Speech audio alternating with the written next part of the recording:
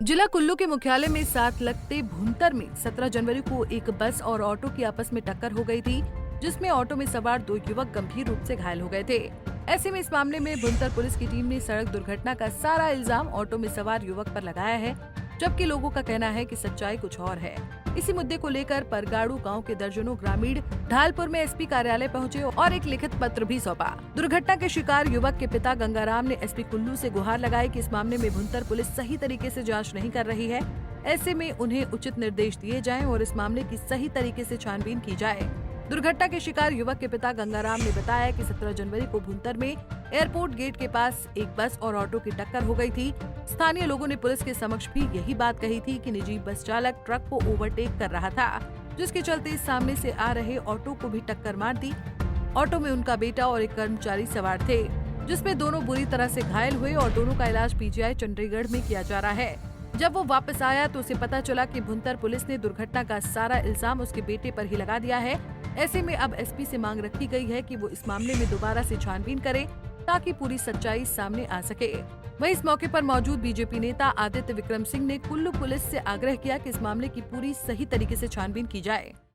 ये व्यक्त करना पड़ रहा है कि आप देख रहे होंगे एक हमारे परगाणु पंचायत के प्रधान श्री मोहर सिंह ठाकुर और यहाँ पे पिछले महीने 17 तारीख को एक वारदात हुई जिसमें एक एक्सीडेंट हुआ।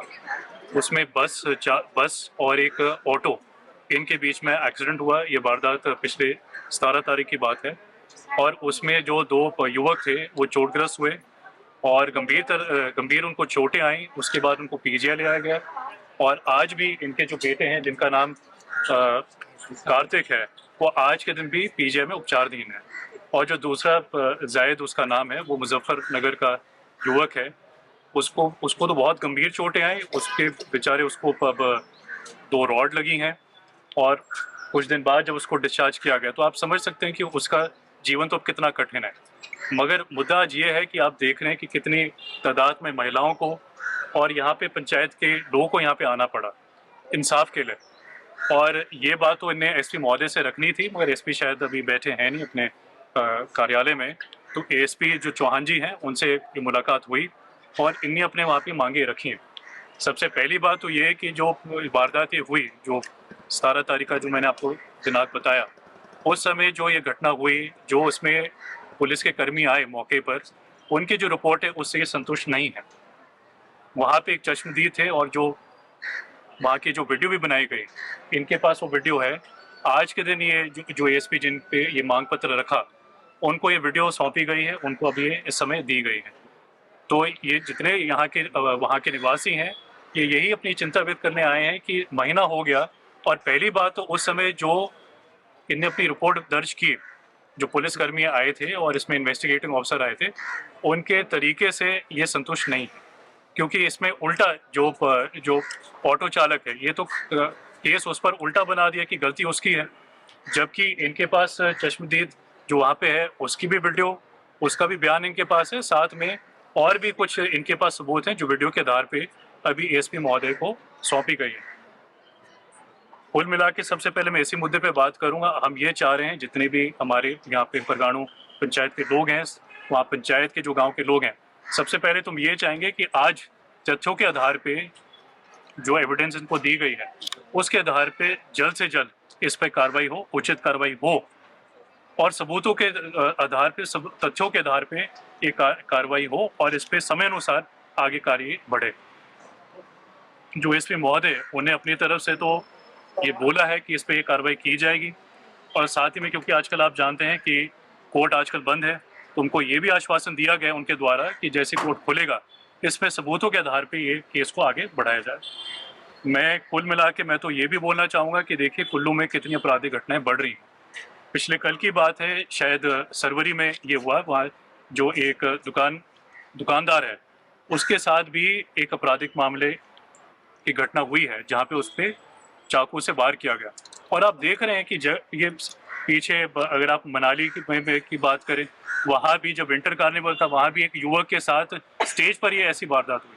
तो बड़ी चिंताजनक बात है कि क्यों ऐसा क्या कुल्लू में हो गया है कि जहाँ पे लोगों को पुलिस प्रशासन का कोई डर ही नहीं रहा और आए दिन ये बातें और घटनाएं बढ़ रही हैं। कहीं चोरी की वारदात हो रही है, कहीं आपराधिक मामले बढ़ रहे हैं। तो क्या ऐसा कारण है कि आज के दिन ये मामले दिन प्रतिदिन बढ़ रहे हैं? और लोगों को भी कहीं ना कहीं विश्वास तब टूटता है जब इस प्रकार से ढीले रवैये से, मैं ज्यादा नहीं बोलना चाहूँ कि उन्हें आश्वासन दिया, बट ढीले तरीके से जब इन्वेस्टिगेशन होती है, ढीले तरीके से जब मौके पे जब घटना पे ये रिपोर्ट बनाते हैं, तो कहीं ना कहीं आदमी भी अपना विश्वास खोता है।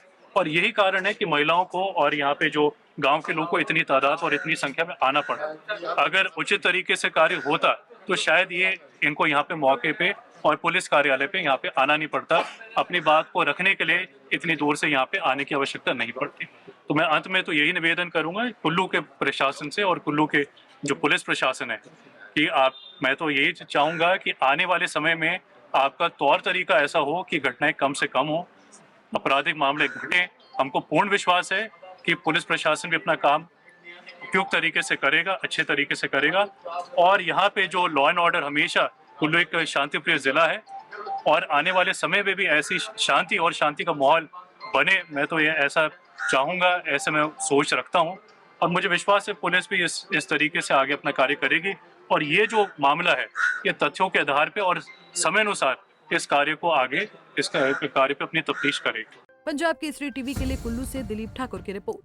हमसे जुड़े रहने के लिए हमारे YouTube चैनल को सब्सक्राइब करें और नई वीडियो की नोटिफिकेशन के लिए बेल आइकॉन को दबाएं।